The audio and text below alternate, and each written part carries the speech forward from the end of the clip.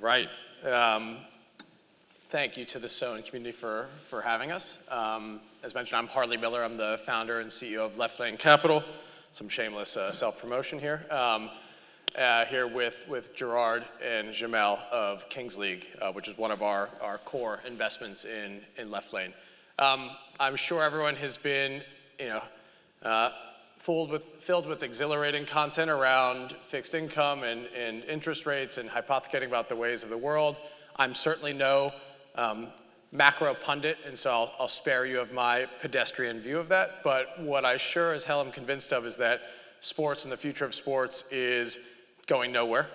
If anything, it's only picking up steam, as evidenced by what you're seeing with media rights cycles of the Big Four, with the sort of emergence of these burgeoning new leagues across different sports, of which Kings League, I think, has been one of the pioneers of which here the last few years. And we at Left Lane are consumer and internet technology investors, and we try to invest behind permanent, multi-decade, enduring secular trends, not things that are growing because of some change in administration or interest rates or otherwise, and this is absolutely part and parcel to that. And so I wanted to kick off because I think could I actually get a show of hands?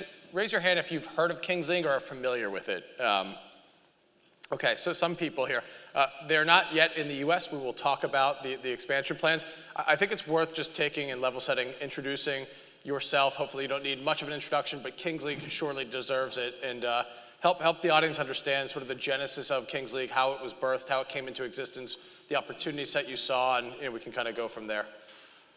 Yeah, good afternoon to everyone. I'm Gerard Piqué. I played 20 years football, the real football. So I played for most of my career for Football Club Barcelona. I was born in Barcelona, so it was all my childhood of supporting the team, and it was a dream when I joined, and I played 16 years for Barça. I was very lucky to win absolutely everything because we had a generation of incredible players. And at the latest stage of my career, I realized that I was watching less football on TV, although I was keep playing. And yeah, everyone knows football here. It's 90 minutes. The rules are very old rules. And sometimes the game finishes 0-0, which is something that it's very strange because you buy a ticket, you spend a lot of money, you spend 90 minutes watching a game that the best thing is to score a goal, and you don't score any goal, no one wins, and you go home. So in a way, I thought, why we don't change a bit this? We use the rules of football, the most followed sport in the world, but we change it in a way that it's more a video game, it's more entertaining. So we change it to a 7 versus 7 format, much more quicker, much more dynamic, with some crazy rules. For example, the last 2 minutes, if you score a goal, it counts double. During some phases of the game, it's 2 versus 2, it's 3 versus 3, so people really goes wild when they're watching the game. A lot of goals are happening, a lot of things happen. And at the same time, what we wanted is to introduce all this digital world with the streamers. The figure of the streamers is very important in our ecosystem because I was working with, a few years ago, I started to work with Ibai. Ibai is the biggest streamer in the Spanish and Latin America community. He's huge in terms of audience and viewership, etc. And he's every day creating content, live content with their audience. And their audience can ask in the text, they can text him live and ask about anything. If he's sad, if he's happy, if he goes to the toilet, absolutely everything. So this creates a level of loyalty, a level of engagement that it's huge, much bigger than what I can have with my fans or an artist or an actor or whatever, any kind of celebrity. This is very important because we thought if we give the ownership to these streamers, that they have huge amount of big community and that is very loyal to everything what they do, any project that they launch, if they have a club, like a franchise, a football club, all of this community will jump to follow whatever the club does. And if we put 12 teams all together, 12 different streamers and all those communities all together in a league, all of a sudden we will start with big audience. And this is what we did. We started January 1st, 2023. And you retired when? I retired November 2022. I had this idea in the summer of 2022, and we started working on it. It was just before the World Cup, the FIFA World Cup in Qatar, that I decided to retire, and I focused to start this venture, this project. And the league started officially January 1st, 2023. The success was incredible. We had much bigger audiences than La Liga, for example, in Spain, which is like a religion at that time. Every Sunday we had like hundreds of thousands of people in every game connected, watching the game. We used Twitch, YouTube, all these digital platforms through the channels of the streamers that they have huge viewership. And after a couple of months, we realized that the success was so big that we decided to organize the final of that league in Camp Nou in front of 92,000 people. We sold out that event. This was March 2023. Something that was totally unthinkable at that time. It was pretty crazy of an event that just started 3 months ago. Then we decided, because of the success, to launch Queen's League with the same teams as Kings League, because we believe that obviously women football in Spain is very powerful. We have Football Club Barcelona that has won the last 2 or 3 Champions League in a row, has Ballon d'Or with Aitana the last 2 years. So we believed it was very important to launch Queen's League. We did the second final in July in Atletico Madrid Stadium in front of 60,000 people. We sold out again, final of Queens and final of Kings. And after that, we decided to expand. We had 40% of our audience coming from Latin America, Central America, and South America. And we decided to go there and create Kings League Americas, which basically, it was the same format, 12 teams from streamers and legends of the game of Central America and South America, teams from Mexico, from Chile, Colombia, Argentina, Peru, and so on. We started in February 2024. The first final, we sold out the Estadio Azteca, where Maradona did the Hand of God in the 1986 World Cup. 80,000 people sold out, pretty crazy. And then we realized that to start leagues was very difficult, because obviously you have to find the streamers, you have to find the venue, you have to find a lot of things.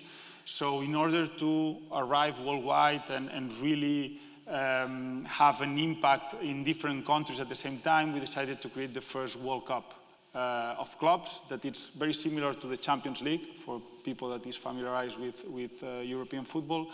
And the best teams of Spain and the best teams of the league in Mexico, plus different wildcards that we gave to Italian streamer, French streamer, Japanese, Saudi, and so on, we created the first international event. 32 teams, 2 weeks in Mexico, the final in the Monterrey Stadium, 55,000 people. We sold out again, crazy audiences. We did all the records possible. And after that, the World Cup helped us to understand which were the countries that had more appetite to create a league. So at 3 a.m. in the morning, because of the time zone, the World Cup was happening in Mexico. We did records in Italy, in France, in different countries. So we decided to expand in those countries. In the last 3 months, we launched France, Italy, Germany, and Brazil. We did a round last year at this, in April, I think, more or less, of 60 million from Left Lane, from Philip, which is a Mexican fund, and other strategic partners. And Jake Paul and his fund. Jake Paul, David Blitzer, Lion Tree, and so on. And then, thanks to all this investment, allow us to do this expansion. And we, at that time, I started to contact Djamel to hire him to become the CEO of our company, and he has helped us for the last 9-10 months a lot in order to expand and have our product in these different countries. Let me ask quickly, and Djamel, you were you're a very tenured entrepreneur. You've started and sold multiple companies. You were a senior executive at the NBA. You had been building a relationship with Gerard. Why would you leave a very cushy job to join a startup league? Yeah, good afternoon, everyone. I didn't win the Champions League, unfortunately, but I probably won a tournament when I was a kid in a village somewhere. Um, no, I have a background of, I'm a tech entrepreneur. I've created and sold several companies in the tech world, based in the Silicon Valley and in Europe as well. And after that, I was so passionate by sports that, and I saw a trend happening, which is that a lot of sports IP, the biggest one, they are in front of a possible disruption of their model. They see some sort of threat down the line, which is the fact that the media, the main media, have an issue with all the young audiences. They have a problem to capture those audiences, which could create a problem down the line. And I've been approached by several sports IP to bring my tech background to different sports IP. First one was in rugby, actually, and the next one was the NBA.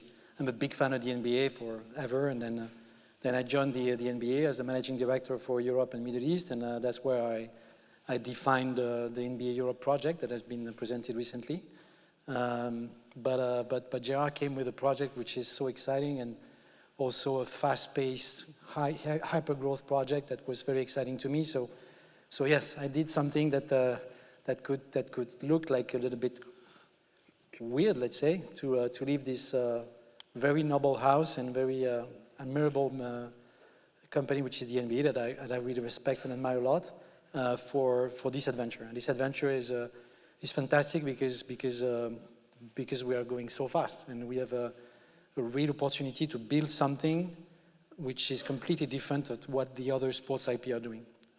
Targeting those young audiences, building a product that is exactly designed for them, respecting all the characteristics that define young audiences, try to fix a problem, which is basically to capture those young eyeballs and bring them back to a traditional sport, which is football. And that's what's very exciting. Very cool. What's next for Kings League? What's the ultimate vision, or where do we go from here? Well, You're in 6 leagues, 6 territories right now. It's 8 leagues, 6 territories, because we have Queens League in Spain and Mexico. Next plan short term is to launch the league in MENA, which is the Middle East and North Africa territory, based in Saudi. We will announce this in the next couple of weeks. And then the idea is to come to the US after the World Cup, the second World Cup of clubs that we will do in Paris from June 1st to June 14th. The idea is to launch in October also, to come here and launch the US League. First of all, we will do a showcase event, hopefully here in Brooklyn, in the Barclays Arena. And then the idea is to start the league in February 2026. So the best teams of the US League will qualify for the next World Cup of Clubs, happening in June 2026. In order to do that, I mean, this is why we're here these days, sitting down with different people. That can help us to really launch the project here.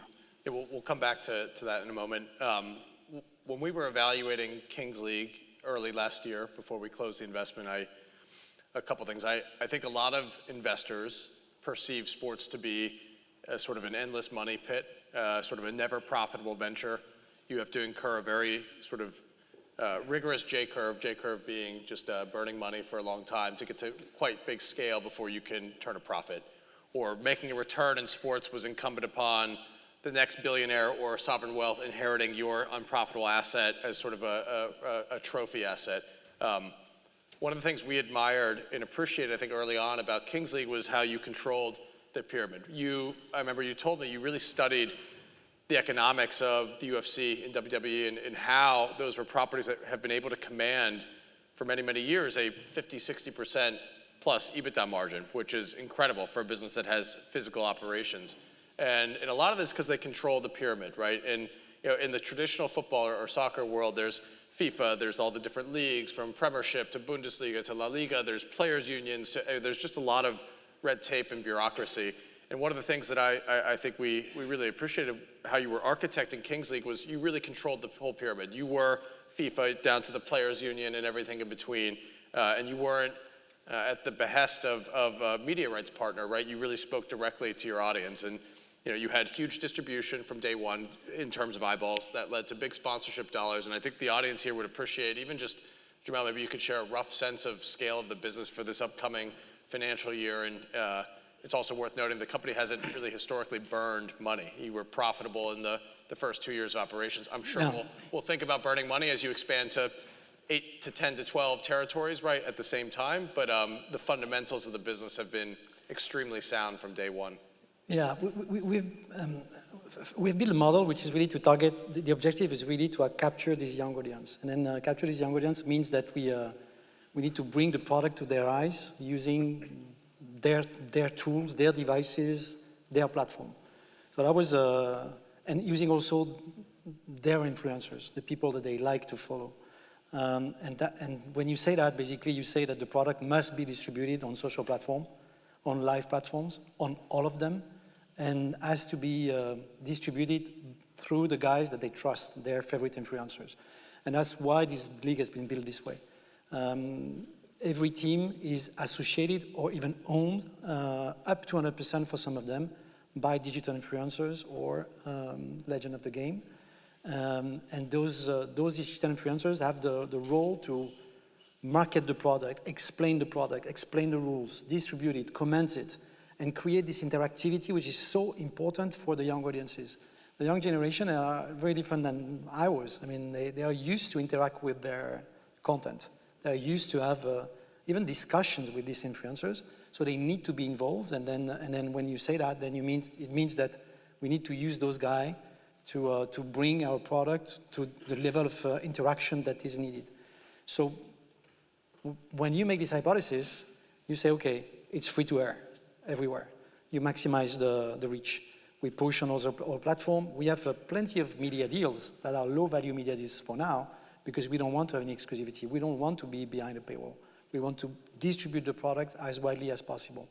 And by producing such a big volume of impression, then we have a big value for our partners. Our sponsors and partners trust in us and then put money on this IP because specifically we are able to, first of all, create massive reach. But on top of the massive reach, Kings League, after 2 years, is the number 2 in the world of all sports league in the world in terms of level of engagement. The first one is NFL, and the second one in Kings League, far before all the other big and respectful names that you can imagine. And this is the result of our model. This interaction with the ambassador of the games, that are mainly our streamers, bring this interaction that creates this engagement, and this engagement being organic, spread out massively. And that's how we're able to monetize. So if you look at, we are operating our 3rd year now. We have doubled our revenue twice, from first year to second year and from second year to 3rd year. Our head count as well follow this path. We are now 260 people at Kings League. And all our league are losing money for the first split, meaning the first season, the first 6 months, and now break even as soon as the second half year of activity, actually. Yeah, the business, we'll keep it a bit confidential, but it has surprising scale,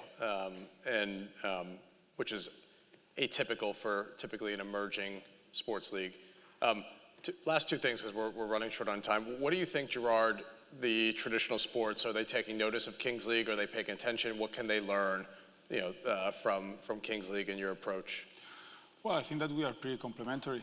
In this case, with traditional football, these new generations, they consume totally different. They are able to watch on traditional TV Barca playing versus Real Madrid, and then on the iPhone or the iPad, watch a Kings League game, Ultimate versus Porcinos, and they can follow both games at the same time.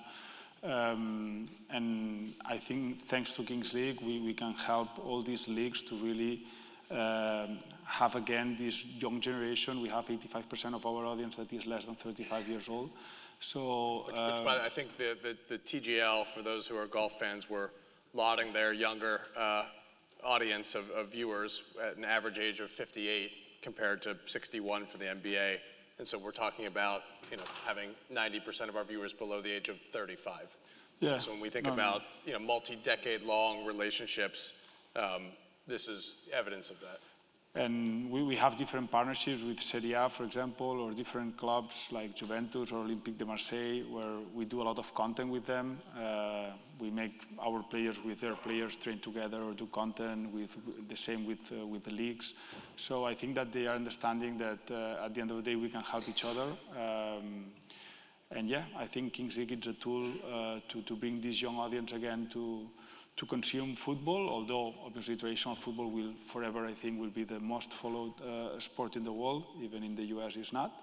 Yeah, I think Kings League has arrived to help these leagues and organizations that have 100 years of history, at the same time that they obviously can help us a lot also with these partnerships. Yeah. Last thing is, I know we're at time. Kings League, as you talked about, will launch in the US.